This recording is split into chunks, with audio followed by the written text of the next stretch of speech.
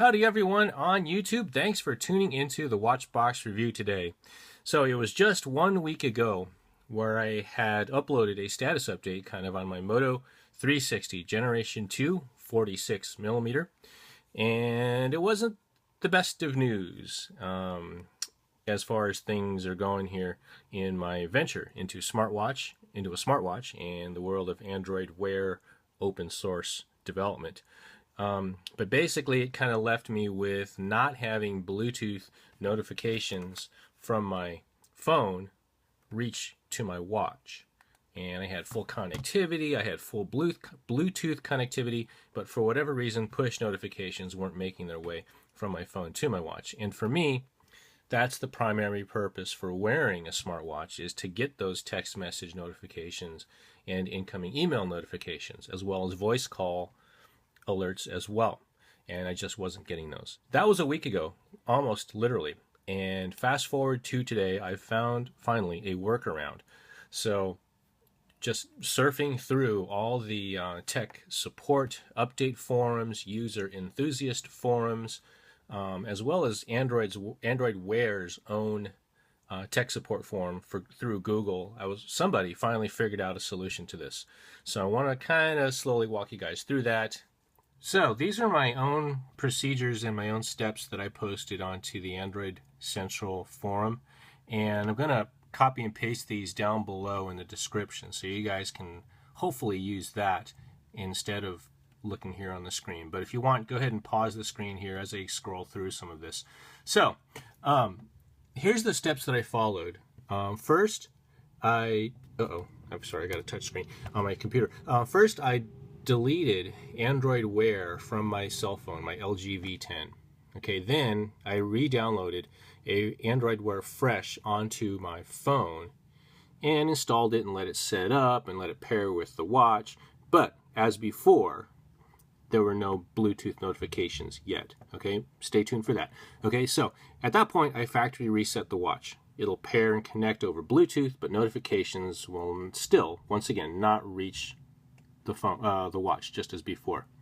Okay, so now leave it in this state for 30 minutes or so. I said 60, that's probably way overkill, but let it sit there, let it plug and chug and do its setup in the background between the watch and the phone. Okay, and you're basically letting Android Wear optimize itself. Okay, so I suspect I was missing this step before in my other previous Android Wear re-downloads. But you need to kind of do this and let Android Wear optimize itself to the best of its ability. Okay, now in the application manager on the phone, clear your cache and clear your data. Okay, and in Android Wear on the phone, turn on all your permissions and resync the apps. Okay, now you may have to re-clear cache, clear data, resync apps more than once. However, I only needed to do it one time. Okay. Okay, so that's pretty much it. Okay, now it may take, it may take 30 to 60 minutes for apps to fully propagate from the phone to the watch, but Bluetooth notifications should return during this time following this simple procedure.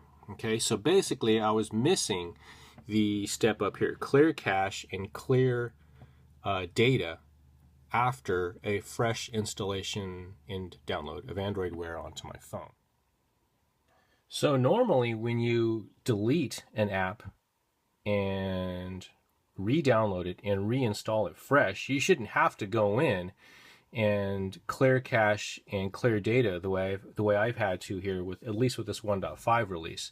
So that was kind of where I fell apart with the, I guess, false misunderstanding that, hey, I don't need to clear cache. It's already reloaded and reinstalled and all that stuff. And that's not necessarily true. So data point, learning point made there. So now the important thing to realize here is all this does is it just brings back a healthy, fully functional Android Wear 1.5 to my 360.